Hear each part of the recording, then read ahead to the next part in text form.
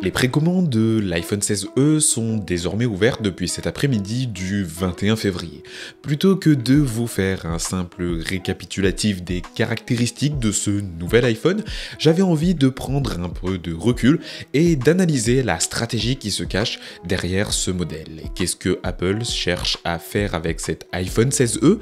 Est-ce un bon choix d'achat? C'est ce que l'on va voir ensemble aujourd'hui. D'ailleurs, je vous invite à partager votre avis en commentaire et dites-moi ce que vous pensez de cet iPhone 16e. Mais avant de débuter cette vidéo, je vous invite d'ores et déjà à vous abonner à la chaîne.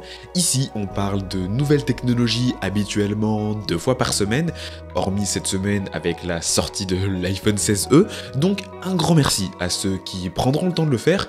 Et nous, on passe à notre sujet de vidéo du jour.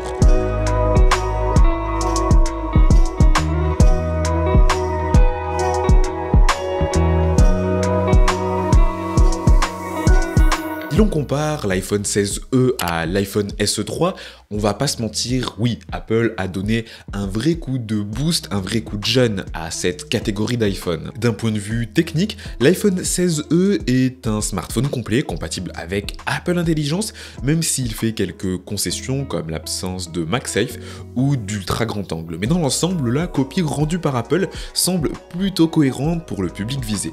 Pour les utilisateurs d'iPhone SE, cet iPhone 16e paraît clairement plus attrayant et représente un vrai gap technologiquement parlant. Mais il y a un souci et pas des moindres, c'est le prix. En effet, l'iPhone SE était un iPhone qui était vendu à un peu plus de 500 €, là où l'iPhone 16e se positionne à un tarif supérieur à 700 €. Certes, l'évolution est impressionnante sur le plan technique, du moins entre guillemets, mais elle est aussi sur le plan tarifaire. Et bien sûr, Apple a une stratégie bien rodée derrière tout ça. D'abord, le marketing. L'iPhone 16e démarre à 719 €, tandis que l'iPhone 16 coûte 969 €.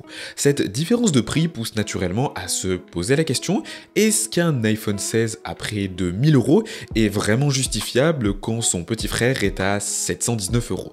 Beaucoup répondront que non, et c'est exactement ce que Apple veut maintenant. Ensuite, il y a aussi le naming. Fini le SE, place au E. Certains diront que cela signifie essentiel, d'autres y verront un clin d'œil à économique, tandis que certains affirmeront qu'il n'y a aucune signification particulière, un peu comme la gamme Pixel A chez Google. Mais ce qui est intéressant ici, c'est que l'iPhone 16e n'est pas un smartphone qui est uniquement conçu pour le présent. Il s'inscrit dans une stratégie encore plus intelligente si on se projette sur le moyen terme.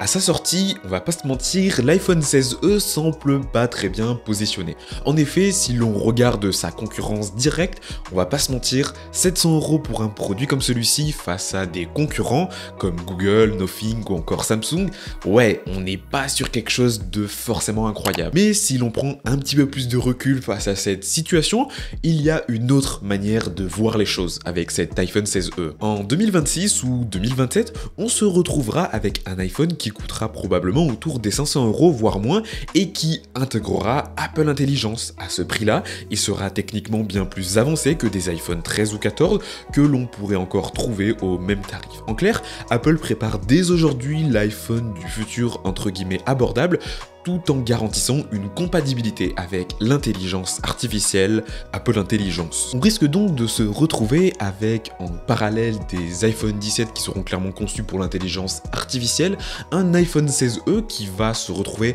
sur une tranche tarifaire très attractive et surtout qui sera une vraie belle porte d'entrée pour Apple Intelligence. Et surtout, point important, c'est un iPhone qui sera tout de même très performant, on le voit avec ce qu'il apporte techniquement parlant, mais surtout qui pourrait potentiellement suffire à beaucoup d'utilisateurs. Son gros avantage, il intègre presque toutes les fonctionnalités entre guillemets modernes d'un iPhone dernière génération. Et c'est là le vrai coup stratégique d'Apple. Aujourd'hui, son positionnement est discutable, hein, c'est vrai, mais dans 1 ou 2 ans, il pourrait faire un carnage sur le marché de l'occasion ou du reconditionné. Il risque d'envoyer des iPhone 11 et 12 oubliettes et même de rendre des iPhone 13 et 14 moins intéressants, voire même beaucoup moins intéressants. Mais dans ce contexte, il viendra pas uniquement mettre chaos des anciens iPhones, mais il viendra aussi concurrencer de nombreux smartphones Android.